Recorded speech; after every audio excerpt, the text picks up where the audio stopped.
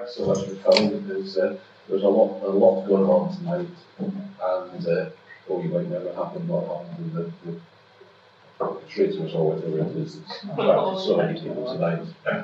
Anyway, somewhere about a year ago, we had this wonderful talk that took us out of Grantown, across to Italy, and we learned about something of the 18th century, the Grand Tour, and the folk were involved, the church's involvement, and indeed where some of the Castle paintings came from. And this year we're going a little further abroad, but we're starting here because we always do, and we're moving out mostly, I think almost totally to the west. Are we going to Australia? Not this time, no. Oh, I just couldn't fit it all in. I'm sorry. She's just committed herself to These Scots have got so far around the world. It's very, very difficult to keep track of them. We're looking at the merchant adventurers, and we sometimes think this totty little place in the middle of Highland as having no connection with the big wide world, but they were very worldly wise here. They knew what was going on, and we'll learn something about that tonight. A rich merchant called Antonio, strolling along the Rialto in Venice in the 17th century, tells his young friend Salarino that he doesn't know why he's feeling so sad. Salarino tells him he's just preoccupied with his very important business overseas. Your mind is tossing in the ocean, there where your argosies with portly sail, like seigneurs and rich burghers on the flood, or as it were the pageants of the sea, do overpeer the petty traffickers that curtsy to them, do them reverence as they fly by with their woven wings. Antonio quickly reassures him, "Oh, believe me, no. I thank my fortune for it. My ventures are not in one bottom trusted, nor in one place, nor is my whole estate upon the fortune of this present year. Therefore my merchandise makes me not sad." The dangers of overseas trading using borrowed capital involved enormous risks in the 16th century, as Shakespeare's Merchant of Venice shows. It may seem far-fetched to compare the Gulf of Venice and the inner Murray Firth, but there are actually parallels which are worth considering in respect of trading opportunities. The Murray Firth opens its arms wide to the Northern Isles, the European continent and beyond, just as the North Adriatic has seen much maritime activity throughout its known history, both locally and around the world. David I, as part of his attempt to Europeanize his kingdom, he introduced the Flemings, many of whom were merchants. Local status and communal trading were further enhanced by the creation of royal boroughs with tax-exempted trading rights. The first of these was Elgin, but eventually there was a string of boroughs all round the inner Murray Firth. The European Scottish staple became established first at Bruges and then at Vera, which still rejoices in its old Scottish connection if you looked at the diaspora tapestry. Trade relations became increasingly organised both on the continent and here in Scotland. The Baltic became the home of the Hanseatic League, whilst the Murray Coast ports created a rather more loose kind of Hanse to match this. The map created here from research done in the 1970s shows the extent of the Scottish influence through mercantile trading round the Baltic. Much more research is needed, but we do know that the Baltic trade was definitely organised and financed by both merchants and local lairds here, including Colin, the first Earl of Seafield, in the 1620s and 1630s. He probably worked in association with a Robert Innes, who had become a citizen of Tarnów in Poland. Innes was a burgess of Aberdeen and a merchant in Lewes. The Baltic trade was so much taken for granted here that the priests who trained at Scallon and had worked there covertly wrote to one another as if they were merchants and called Rome Hamburg, with its distinctive Hamburg ways. Merchant Adventurers' Hall in York is perhaps the finest example of the display statement of early merchant power in Britain that remains. In this context, of course, the word adventure refers rather more to financial risk. We still use venture capital today. The merchant adventurers of England, for the discovery of lands, territories, isles, dominions, and seigneuries unknown, was founded in 1551 by Richard Chancellor, Sebastian Cabot, and Sir Hugh Willoughby. It got its royal charter in 1555. Almost at once, it financed a major search for an Arctic sea route to the east, which would avoid the Portuguese who patrolled the Cape and the Indian Ocean. 3 ships set out, but 2 of them, along with all their crews, perished in the ice. Chancellor's ship alone reached the mouth of the Dvina River. Tsar Ivan IV gave Chancellor an audience and offered the company free trade with Russia.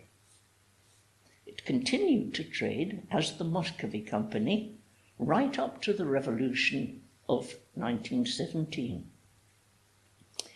Geography must have favoured our own region involvement, but this is yet another area that needs research. Managing agents in the principal trading depots in Russia were called factors, and the depots themselves became known as factories, even though they didn't actually produce anything. The same system would operate in the Canadian fur trade, and even in the slave trade, as we shall see. Henry Hudson, an already experienced navigator in the Arctic seas, was sent by the Muscovy Company to search for a northwest sea passage in China, to China. In 1609, he entered the enormous gulf of what now bears his name, where his mutinous crew simply abandoned him and the whole adventure in 1611.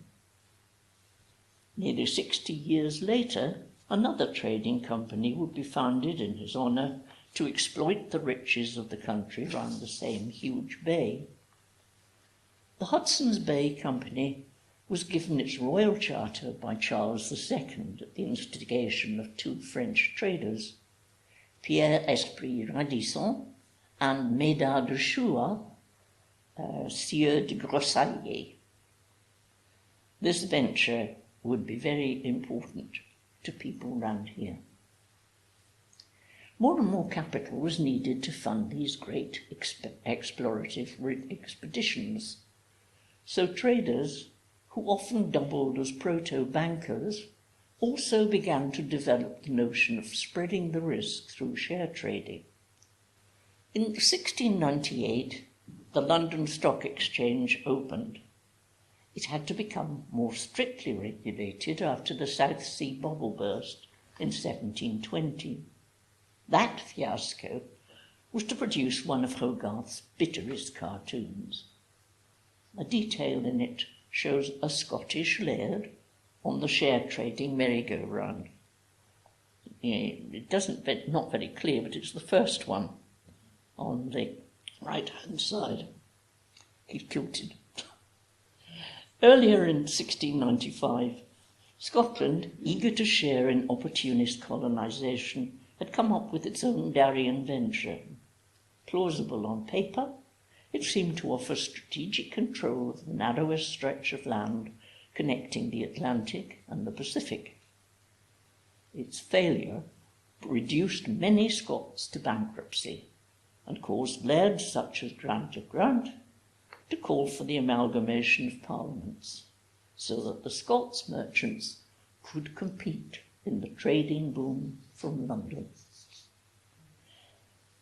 When Jamie Saxt became James I, many Scots nobles followed him to London, and the first London Scots Kirk opened in Scotland Yard.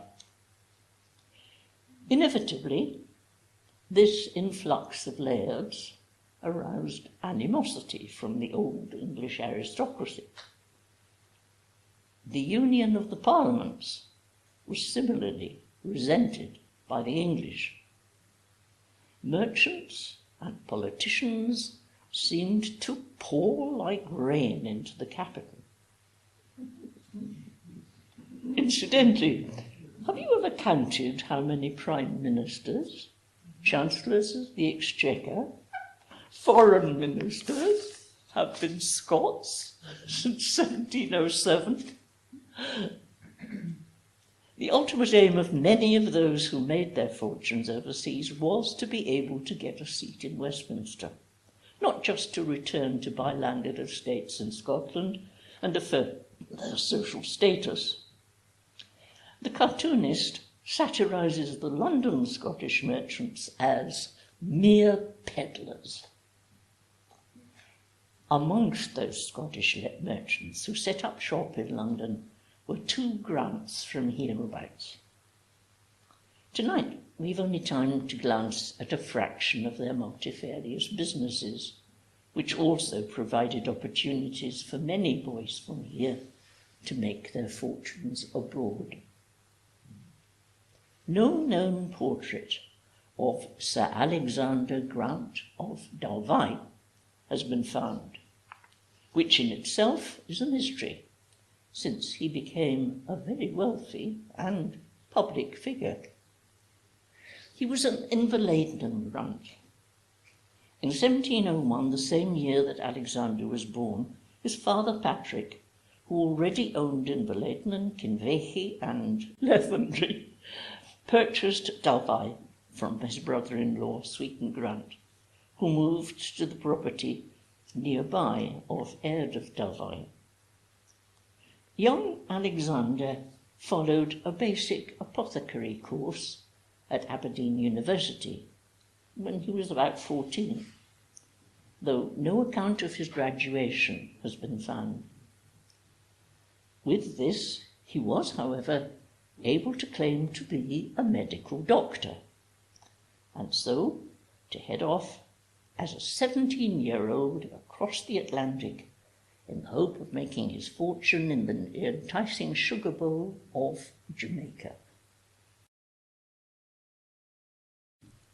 He was able to join 2 cousins already established on their plantations.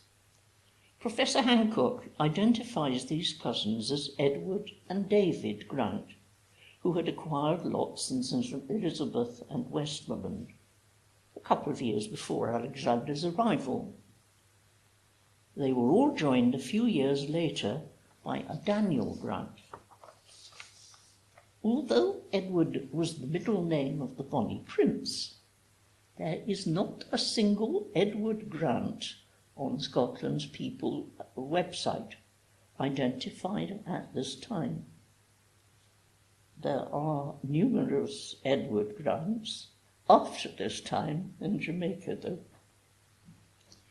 David and Daniel are occasional family names in the Glenbeck, Lethondry and Ballandalloch families, but so far the precise identification of any of these men remains elusive. Over the next 9 years, Dr. Alexander gradually morphed into skilled trader Alexander in partnership with Peter Beckford, Jr.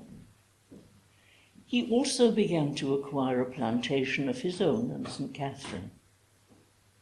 The flat bridge over the River Muna in St. Catherine's parish was built about 1724 and would have been known therefore to Alexander.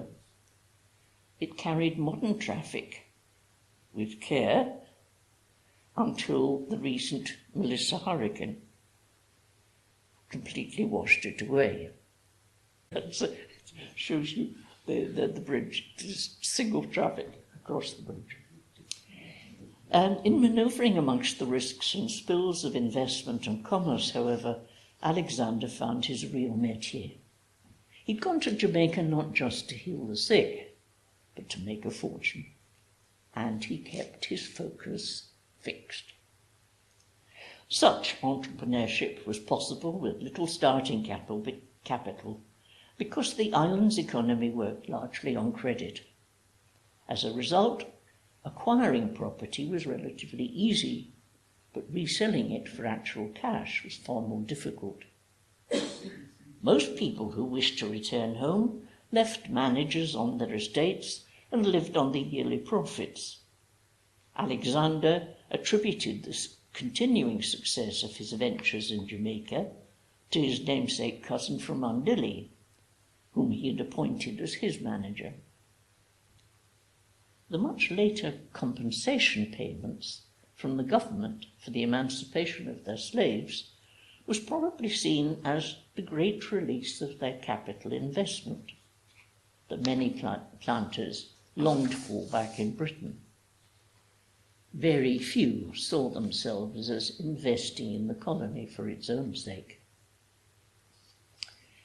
In 1737, Alexander married the daughter and heiress of another planter with a large holding on the St. Catherine estate, called Elizabeth Cook, and together they headed back to Britain to make a home and run a successful business in London, whilst drawing revenue from their Jamaican plantations. They lived and traded at first under the appropriate sign of a gilded Pegasus in Magpie Alley, at the invitation of Alexander Johnston and his wife Jane Gordon. Johnston and Grant dealt mostly in pharmaceutical supplies to Jamaica and America, with the return cargoes of sugar, rum, and hardwoods.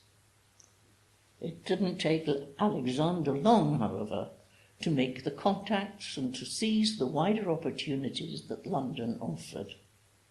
He diversified his markets and commodities when he set up his own business. By 1753, his headquarters were established in 9 Billiter Street, and Alexander had begun building what Professor Hancock rightly calls a global merchandising empire. This map of the Aldgate ward in 1772 shows both Magpie Alley and Billiter Street. The proximity of the Naval Office may be a clue to Alexander's ability to win a number of supply contracts for the Navy. One aspect of that empire, however, grimly clouds our view of Alexander's incredible economic achievements. This was the venture undertaken in conjunction with Richard Oswald, Augustus and John Boyd, John Mill and John Sargent. This group took over a slave factory on Banks Island, near the mouth of the Sierra Leone River on the West African coast. It had been founded as early as 1670 and was only closed down in 1808. To this factory, African trappers sold men, women, and children they had captured, who were then stored in the factory, ready to be traded to the highest bidder and then exported. We say we find the complete commodification of human beings totally indefensible today, but it would take another century for slave trading to become illegal, and considerably longer for racial prejudice to be even challenged in Western society, and longer even than that for workers to be valued as well as capitalists.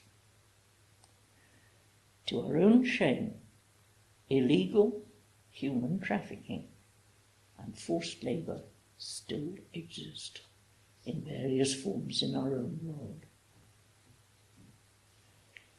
This diagram attempts to show the colossal scale of the Atlantic trade over time. Vance Island was responsible for a relatively small proportion of that overall commerce, and not all the trading was done by the British either, of course. Alexander quite legally made a great deal of money and openly delighted in the sense of power that it gave him. Alexander and Elizabeth had no children of their own to inherit their fortune. So, inevitably, it was quickly diluted as it passed to various relatives and their families. Capital accumulated by Alexander was further invested in Scottish forests and fisheries, Greenland whaling, and property speculation in Scotland, Nova Scotia, Florida, as well as Jamaica itself. The current Dalvey, I'm sure it's pronounced in England, business of men's luxury goods has been built up quite independently. Alexander Dalvey worked most closely with the Monymusk family, but he may well have been responsible for the grants of Lethendry and the people round about getting to Canada. At present, this is not proven. Throughout his life, Alexander's ambition was not just to accumulate wealth, but to gain family prestige and power. So, to this end, he lobbied successfully for the restoration of the Dalvey baronetcy, which had lapsed. The title was given back to his father and then passed down through the family. Old Dalvey in Cromdale was superseded in order to match the restored dignity. A fine estate called Grange Hill, near Forres, which he proudly named Dalvey, was bought. That gave him a foothold that would allow him to stand successfully for that all-important seat in Parliament. Under the protection of Bute, this advanced his mercantile career even further, because his contacts enabled him to obtain military contracts in the Mediterranean, the West Indies, America, Africa, and India. As an authority on colonial commerce, he attended the Board of Trade to give his views on Jamaican currency and acted as agent for his friends in America in their dealings with the board. The mention of friends is perhaps one of the golden keys to Alexander's success.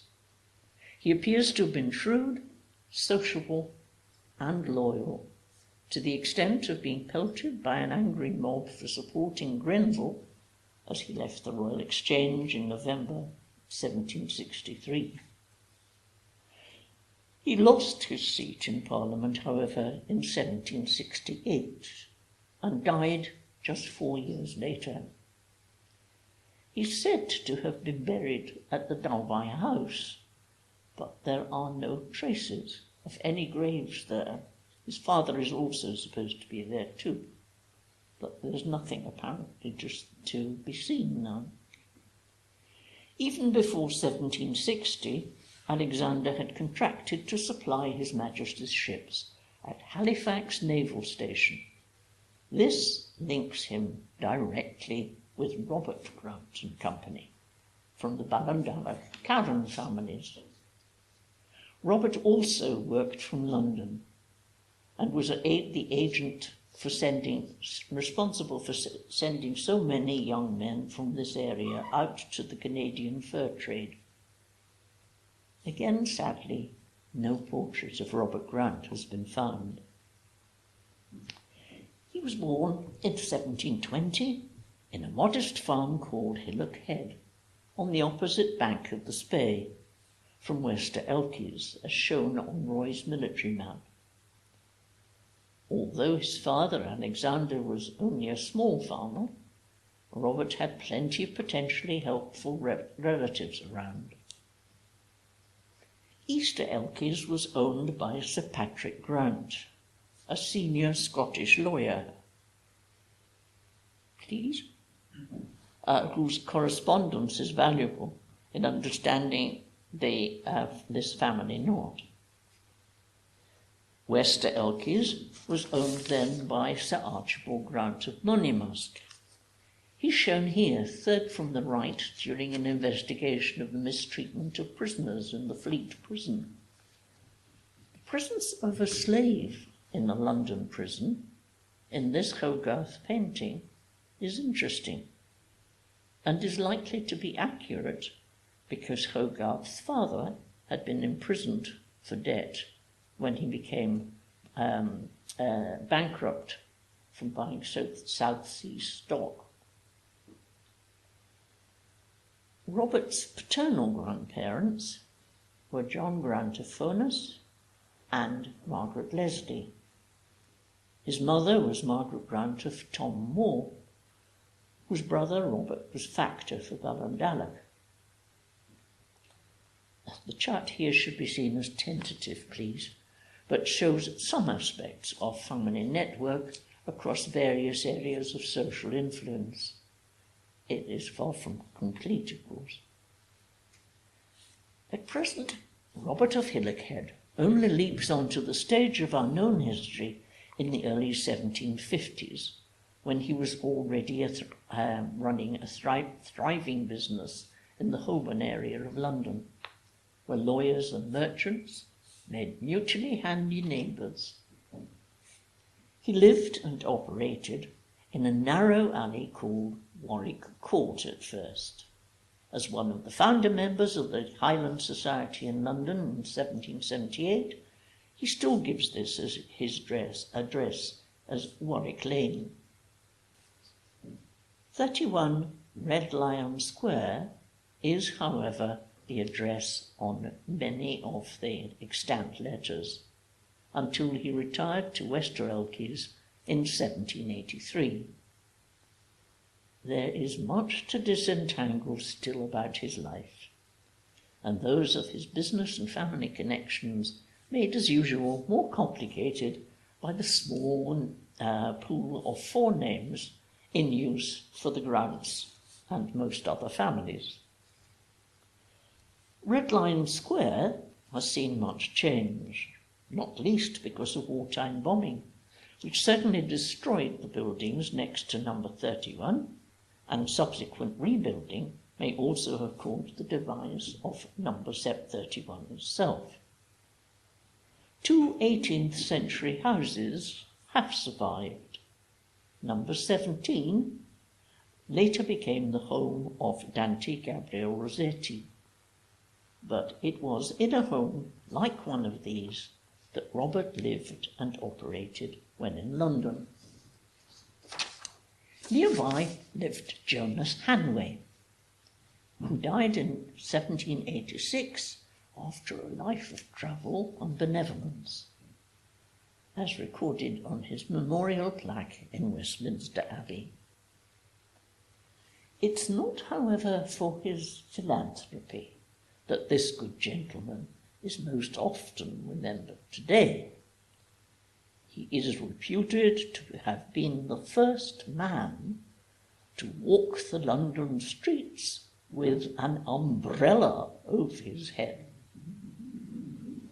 Cabby drivers and others saw this as effeminacy and tried to intimidate him. But Jonas was man enough to continue with his sensible brolly, which would eventually become as much the symbol of the London business gent as a bowler hat. Jonas Hanway is most important in this story because he was the Victualling Commissioner for the Navy. This links him to both our two chosen merchant adventurers by the name of Grant. There are tantalising glimpses of Robert Grant in Halifax, Nova Scotia, as well as London in the 1750s, to the extent that it's difficult to know exactly how to fit together his presence in both London and Halifax in any proper sequence, or his relations with Alexander Dalvine. Halifax was the brainchild of the British Board of Trade and Plantations, and is named for its head, George Montague, Earl of Halifax. The French had technically ceded the territory in 1713, but the British had neglected to follow that up, so that it naturally reverted to being known as Arcady. An expedition was planned to reassert British claims, but not to face up to the French settlers directly, but, quite unjustly, to displace the original settlers, the Macmackie. In 1749, Lord Edward Cornwallis arrived with a considerable military and naval forces, as well as 1,176 potential settlers and their families, who were quickly followed by a further 151 migrants. They had been enticed by the promise not only of land, but of free passages, free supplies for a year, and free military protection. Understandably, such a force and number of settlers was considered by those in situ as an invasion. Intriguingly, amongst the gentlemen who are listed as settlers were three Grants: John, William, and Robert, all said to be doctors. John is not identified further at present, though he could have been Robert's older brother. He remained in Halifax the longest. If this Robert is fully identified as Robert of Hillockhen, then this would mean that, like Alexander of Dalvine, he had some apothecary training at Aberdeen before becoming involved in commerce. Few of the settlers were prepared to be genuine pioneers who could fell trees and build log cabins and begin to ensure a food supply. Yet this was exactly what was required. Some assistance had to be sought from the French as a result. In January 1752, John and Robert were amongst those petitioning the council to look out for a proper place for a bridewell or workhouse to be built. A good number of the settlers had already proved to be anything but pioneers. In July of that same year, we find John and Robert listed amongst those heads of families who had been in the colony since 1749. John had 3 people in his household over 16 and 2 boys under 16, whilst Robert had 3 adults, 1 boy and 2 girls. This may mean that Robert had already taken a country wife and remarkably had already got 3 children. Although in 1757 the British were said to be masters of the province of Nova Scotia, one officer wrote home that this was only an imaginary possession. It must have been during this highly insecure tenure time that Robert Grant Esquire was elected to the Provincialist Council. 2 years later, when the Naval Yard was being established, Robert was noted as living abroad when the council met on the 16th of August 1759. Was he consulting with Alexander in London, perhaps?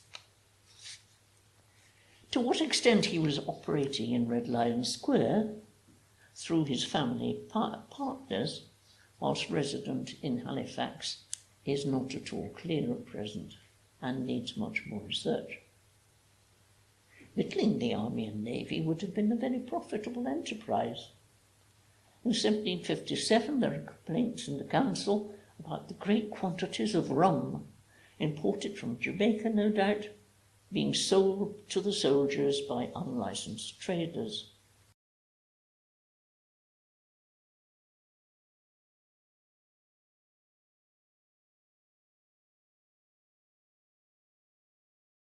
The following year, when James Wolfe was quartered in Halifax, he threw a party before leaving for the siege of Louisbourg, which involved 70 bottles of Madeira, 50 of claret, and 25 bottles of brandy. And Wolfe and his troops were in Halifax again before the Battle of the Plains of Abraham. It's possible that young Dr. William Grant went back to London to set up a very successful medical practice. Later, whilst visiting his relatives in Strathspey, he seems to have been called to assist at the birth of his namesake, who would eventually become Master of the Rolls. On the 12th of March 1761, Robert had finished a new contract for the Navy in North America and was considering going out to himself to see it through. Instead, he sent young William Grant of Blairfindie, a nephew of the abbeys Peter and Robert in Rome and Douay. William was known to be a French speaker, as were many of the Glenlivet Catholics who wanted to obtain higher education. By the 10th of February 1763, Robert was calling for more local lads to go out, writing, "I can take care of 3 or 4 lads each year without it being any loss to me, and hope to give as good an account of them as those I've already exported who have been particularly lucky." Identifying all these lucky lads positively would be a great help. We certainly know that he sent out John Grant of Glenlochy, and at present an unidentified Peter Stewart, perhaps from Balntruan, who was an older man. It is very likely that Robert was responsible for sending William Grant of Inverlochy and Angus or Aeneas Cameron from Ballinleach too, who they all became members of the Northwest Company in Canada, the fierce rivals of the HBC. Robert established yet another Canadian trading base in Quebec at the conclusion of the 7 Years' War. His merchandise from then onwards must have included furs. Quebec City had been a thriving French city before the war. It was badly damaged during the fighting, but that offered enterprising merchants further opportunities to profit from the rebuilding and redevelopment of the city. It was to Quebec that Robert's own nephew William came in 1775 and commanded a force of volunteers in defence of the city against the Americans. William became very briefly Attorney General of Canada before returning to London and eventually rising to become the Master of the Rolls. Robert also increased his wealth from further naval contracts as the American Revolution threatened.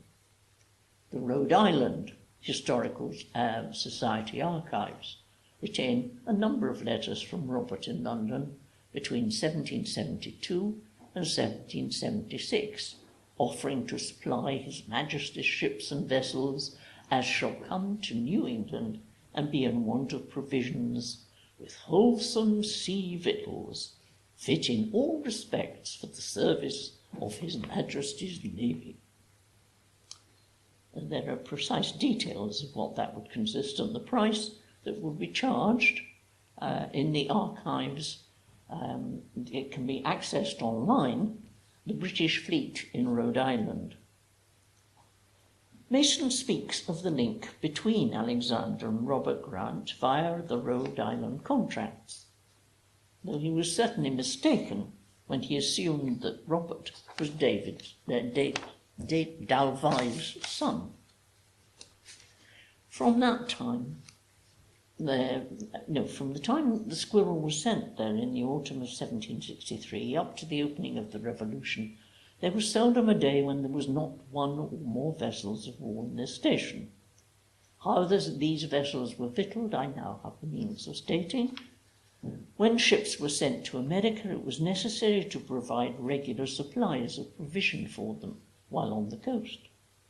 To this end, a contract was made with some party who was known as the victualling agent, and who had his assistants in the colonies, one in Boston, one in Halifax, one in Newport, and one in Charleston. The victualling agent at the time of which I'm writing was Sir Alexander Grant, who soon after retired from office, and the appointment then was given to his son, Robert Grant. There were two contracts, which were renewed from time to time. One was known as the beef contract, and the other for general ship stores. Robert, like Dalvai, reinvested his money in a number of properties. He retained his house in Red Lion Square, presumably as well as his Halifax and Quebec properties, and acquired the estate of Wester Elkies in 1783 from James Grant of Carron. Nothing remains of the house today, as it was demolished in 1967. He added to this other Grant properties, Carron, Macandu, and part of Ballantrae. Robert Grant, who had been born in a small farm in Hillock called Hillock Head, was now able to loan the Bank of England £6,000 in 1781, offer a massive loan of £30,000 to the government in 1797, and make a further gift to the Treasury of £1,000 in 1798 as a voluntary contribution to cover assessed taxes for the defence of the country. Robert's family life may also be described as somewhat out of the ordinary. Robert's will names his trustees as his wife Isabel Campbell, William Grant, Master of the Rolls, his nephew, General James Grant, Ballandalla, Sir Archibald Grant, Monymusk, Alexander Donaldson, Esquire, merchant, Charles Grant, Collector of Customs, Martinique, Major John Grant of the Invalids, and Colonel Louis Grant of Ortemark. In itself, this forms a very powerful network of interrelated associates. His legitimate children with Isabel are Charles, who inherits the property and the title, and who go on to create the village of Charleston of Abalawa, William, Isabel, and Christian, who inherit quite a handy £5,000 sterling each, and Alexander, William, and Peter, who are given £4,000 each. Most of these children are still very young, because he married legitimately very late. So the trustees are instructed to use some of the money for their education. There are, however, a few other children who are mentioned in the will and provided for by annuities of £100 and £80 per annum for life. They become clearer in a codicil, which I've not been able to trace myself. A website was devoted to William Grant of Carron was sent a copy of this document. It was dated the 16th of May 1801. It lists the children as above, but after that are Frederick Grant, presently a student at Edinburgh University. He can definitely be traced as a lawyer in London later, and his father is named in legal records as Robert Grant, though his mother's not identified. Robert Grant in the East India Company's civil service in Bengal. John Grant, late merchant in Halifax, Nova Scotia, presently residing in London. Charlotte Grant, presently residing in my house in London. Her sister, Louisa Grant, also residing in my house in London. Anne, sister of the aforesaid Frederick Grant. Mary Grant, her sister. Elizabeth Grant, her sister. This seems to indicate two separate illegitimate families living together in London, one associated with his time in Halifax, Robert, John, Charlotte, and Louisa.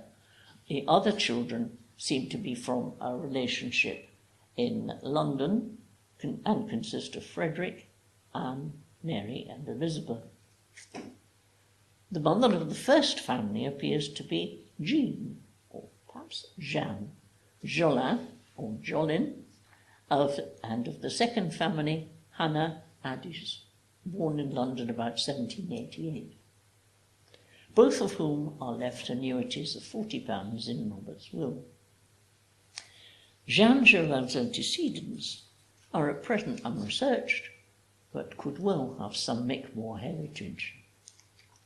Robert didn't leave her in Canada, as so many other Scots would do with their so-called country wives, and it is one of their children who proudly carries on his father's name, Robert. Hannah Addis looks likely to be one of those London prostitutes that Robert's neighbour was concerned to rescue and reform. That a respectable merchant in London was able to live harmoniously with two illegitimate wives and their children, and still acknowledge them once he had made a legal British marriage that was more dynastically acceptable, raises questions to which we'll probably never have answers.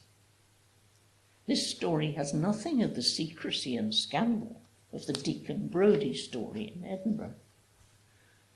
These children are all openly acknowledged, though Jeanne and Hannah, who are mentioned in the will, are tucked discreetly in amongst the faithful servants. Nevertheless, all are cared for in different ways, and all were assured of the opportunity to make good careers and marriages for themselves. In addition to caring for his own children, Robert had also taken on the care of his young nephew, William, when his brother James had died. It's not clear if he also took care of all James' children at the time or not. It must be obvious that there is ample scope for serious research into Robert Grant of Hillercare and Elkies and Sir Alexander Grant of Dalvie, and the whole networks that clustered around them. They were building on a long history of merchant trading in this area, extending it and changing it to fit a new sort of society where status became associated with monetary investment and returns rather than with depending on meagre rents from land. They were not the only merchants involved, nor can merchant adventurers encompass the whole story of migratory movement by any manner of means. These are just two important examples of trading a foundation to create opportunities for opportunists and ventures for adventurers. Shakespeare's Merchant of Venice is now sadly caught up in the history of anti-Judaism. The realities of much diverse transatlantic and eastern commercial activity is almost totally swamped by the ignominy of the slave trade and of imperialist colonialism. It's not easy to gain balance and historical perspective. But if we simply avoid the challenge, we shall miss out in understanding ourselves and our world, a bit like frightened horses who need to be blinkered in order to walk down a street or to gallop to the end of their race, devoid of all their journey's context.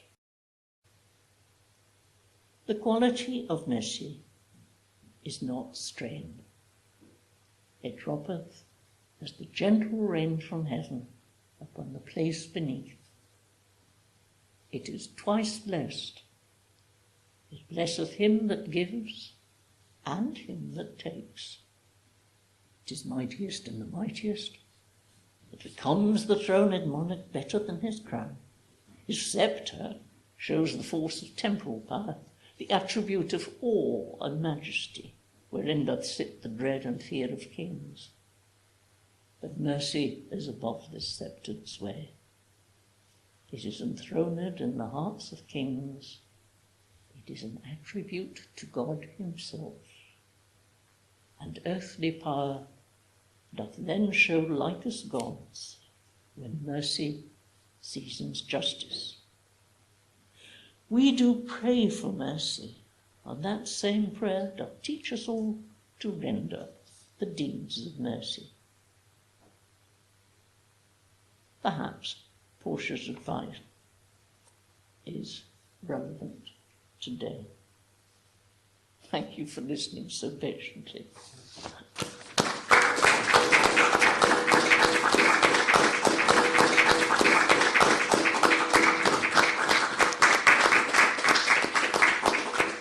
I do apologise for all the stumbling. I'm afraid I'm very tired. I have to admit. Oh my goodness. What an insight into that world. And what a piece of research, sorting out all these Roberts.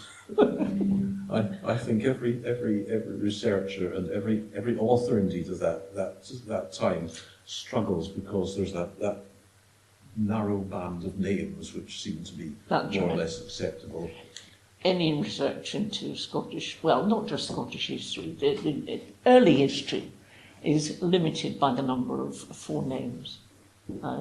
It's just one of those things you deal with, I'm afraid. And how that talk has brought perspective to the whole issue of prejudice and slavery and adventurism, and how it's also brought it right up to date. But it is relevant today, isn't it? I mean, we're still struggling to try and understand how to be economically successful, if you like, but to do it justly, so that we're not depriving anybody. And we don't know how to do it any better than our ancestors did, it seems to me. And for me, it also opened up that next chapter of emigration, which goes under the big word of clearances, which it certainly wasn't. Well, it was partly, but it was the draw of this new world, of the attractions there, and the messages that came back and said, what a wonderful life it is. And boatload upon boatload of people went across to basically for further adventures, also partly to escape the famines of that period. So for all of that, and all the thoughts that are rattling around my head that have been stirred by this, I want to thank you most heartily, because that really was a most fascinating talk. It's my pleasure. Thank you very much indeed. Thank you.